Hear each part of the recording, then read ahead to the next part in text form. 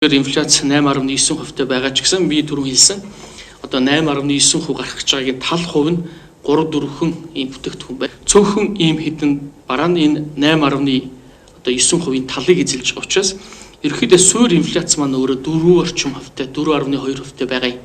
Тэгэхээр суур инфляц өөрөө нам дор түвшин байна гэдэг маань өөрөө эргээд ерөнхийдөө энэ төр зургийн шинжтэй саяны шатхууны үнийн нөлөө ч юм уу махны үнийн нөлөө байхгүй болчих юм бол инфляц нь эргээд манай зорилттой түвшний дотор ороод ирж чадах учраас энэ дээр бол одоо бид хэд нэг их ийм боломжилсан шууд арга хэмжээ авъя гэсэн байр суурь нэгдүгürt байхгүй.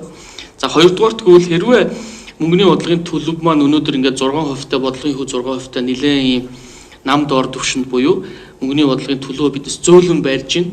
Хэрвээ энийг хатууруулаад эхлэх юм бол тэр махны үн ч юм уу саяны дэлхийн зах зээл дээр гарсан нефтийн үнэнд очиж нөлөөлөхгүй шүү дээ. Одоо бодлогын хөв маань. Тэгэхээр юунд очиж нөлөөлөх вэ гэхээр санхүүжилтийн зардалд нөлөөлнө. Эргээд зээлийн хүү өсч магадгүй болно. Эргээд санхүүжилтийн бүтээгдэхүүнүүдийн зардал өсөх ийм бас сөрөг үр дагавар нь их байгаа учраас бодлогын хувийн хэвээр нь хадгалъя. Энэ саяны гарсан энэ цөөхөн хэдэн бараан дээр гарч байгаа энэ өсөлт бол төр зүрих байх юм байна.